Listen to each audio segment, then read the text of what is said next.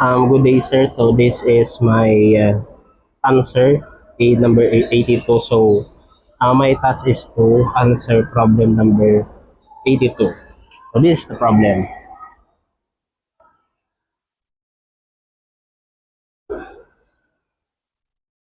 So the problem is two parallel rods are each 0.50 meter in length. So they are attached of this of their center to either end of the spring. So the spring constant is 150 Newton meters. So that is initially neither stretch nor compress. When 950 ampere of current is in each rod in the same direction, the spring is observed to be compressed by 2.0 centimeter. So treat the rods as long straight wire and find the separation between them when the current is present. So I have here a diagram. So this is my diagram. The two rod is parallel to each other. So the spring is compressed by 2 centimeter, and each rod has a current of 950 ampere, and the rod is 0.50 meter. So first I am going to find all the given. Okay, the length of the rod is 0.50 meter. So 0.50 meter. And the spring constant is 150. Okay, 150 Newton meter. And the compress of the spring is 2.0 centimeter. So I convert it to meter. So it will become 0.020 meter. And the current will be 950 ampere.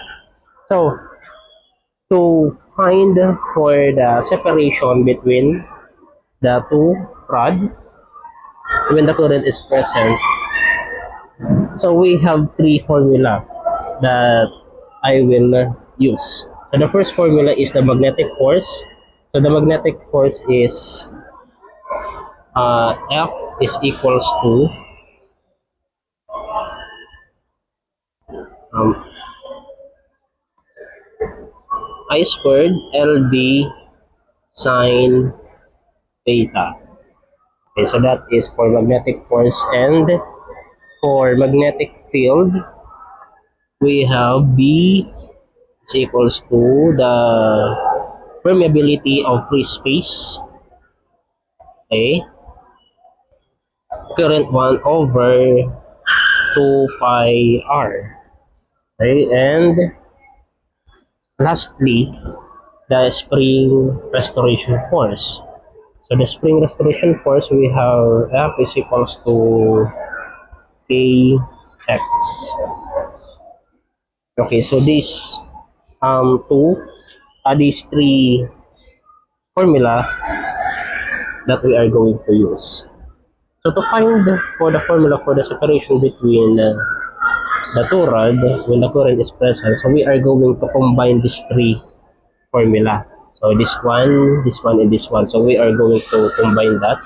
So how will we combine these three formula? Okay, so let us see this formula. F is equals to I squared L B sine theta. So since B is equals to permeability of free space I1 over 2 pi r, so we're going to change B dito sa formula na to to permeability of free space current 1 over 2 pi r. So F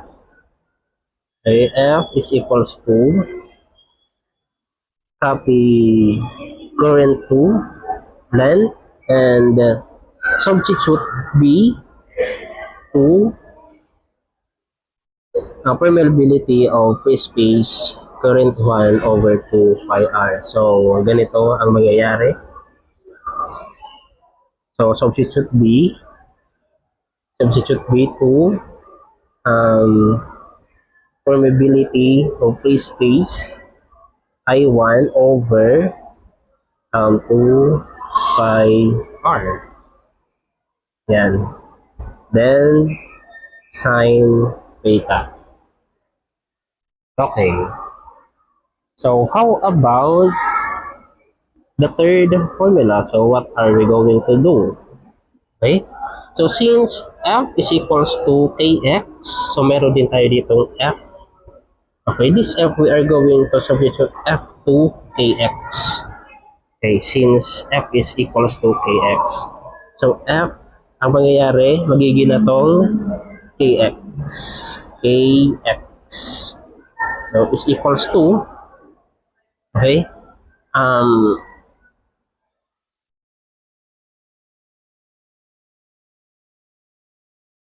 I squared L. So,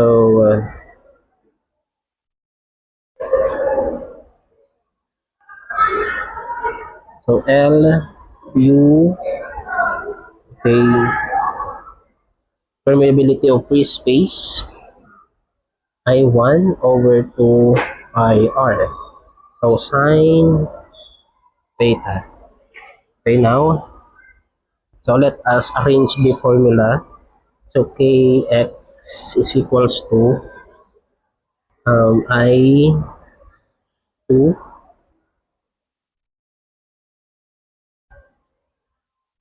I2 permeability L, then permeability of free space I1 sine theta over 2 pi r. Okay. So, ang hinahanap natin dito is the formula of the separation between the two rods when the current is present. So, kailangan natin ng formula for R. So, ano yung gagawin natin dito? Okay. So, ang ginawa ko dito, I am cross multiply. Okay. So, 1 lang tayo dito. Then, cross multiply. So, current 2, length, permeability of free space, current 1, sine theta times 1 is equals to, so cross multiply tayo dito. Okay. L, permeability of free space, current 1, sine theta, then kx times 2 pi r, okay, kx times 2 pi r, so will be kx 2 pi r. So, para maalis itong katabi ni r, so we are going to divide both side by kx 2 pi r, 2 pi. Okay, so divided by kx 2 pi, and dito din sa side na to, so kx 2 pi. So, cancel, natira na lang si r. So, meron tayong formula for, so arrange na lang natin, r is equals to, arrange na natin, permeability of free space I1, I2, L, sine theta over 2 pi kx. So this is now the formula that we are going to use. Okay. So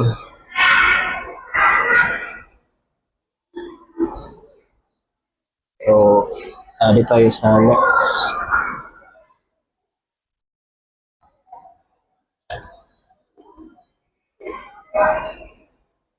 So, sulat natin yung formula. R is equals to permeability of free space I1, I2, L, okay, sine theta over 2 pi AX. Yan. So this one. So substitute all the given here in the formula. So ang permeability of the free space, meron pa yung constant 4 pi. So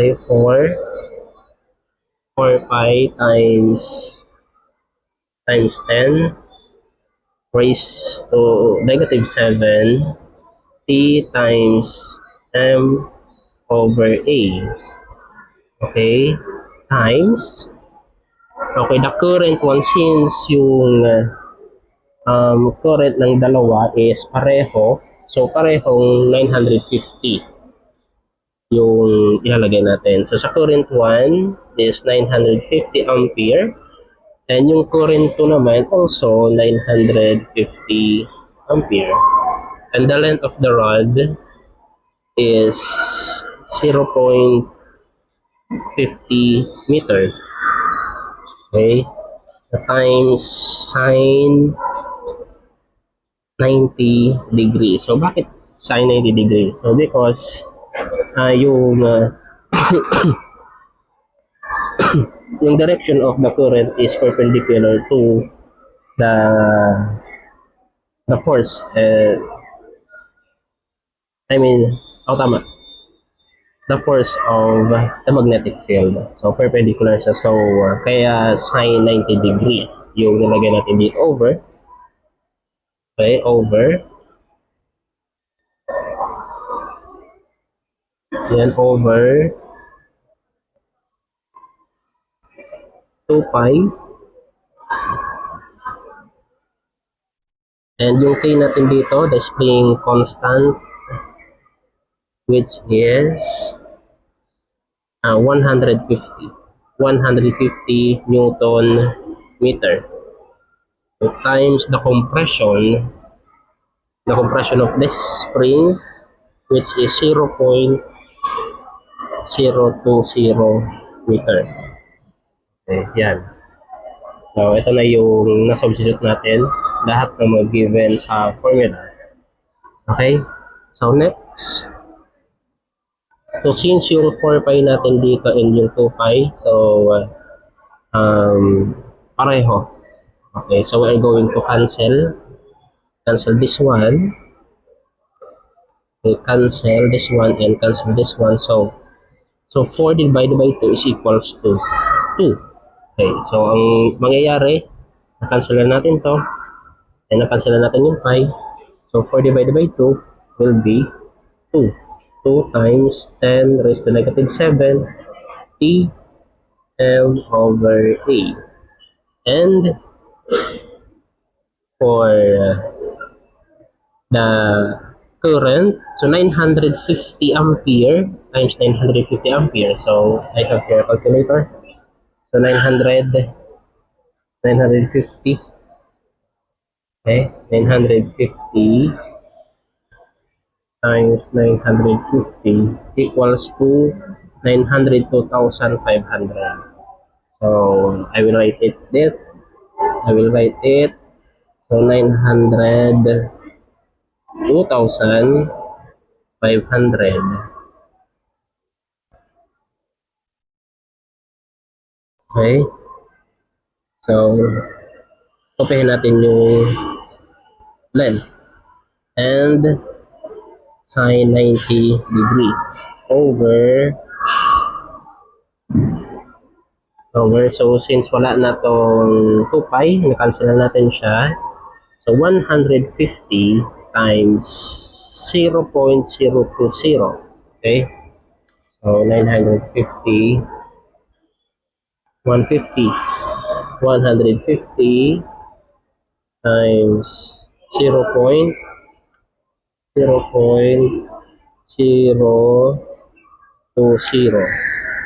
The answer is 3. Okay, the answer will be 3.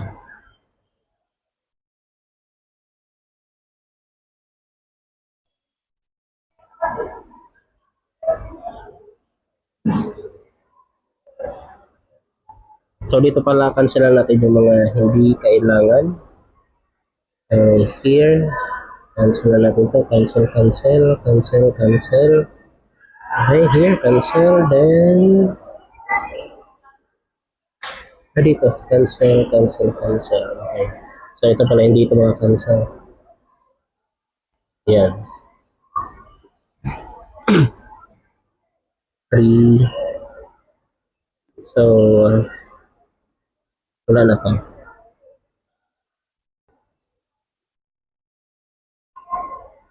Ay, meron pa. Okay. Okay, equals.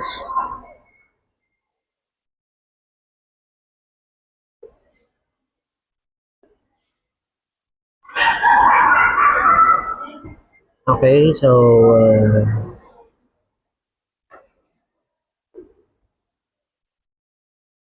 copy 2x 2 times 10 raised to negative 7 is compute 902,500 times 0.50. 902,500 times 0.50.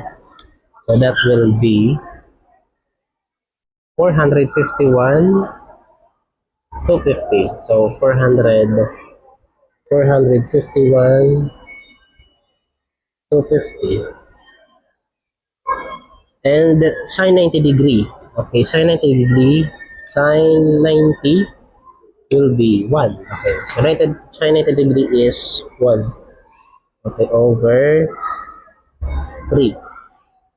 Okay, so ngayon, so 2 times 10 raised to negative 7 times 451,250.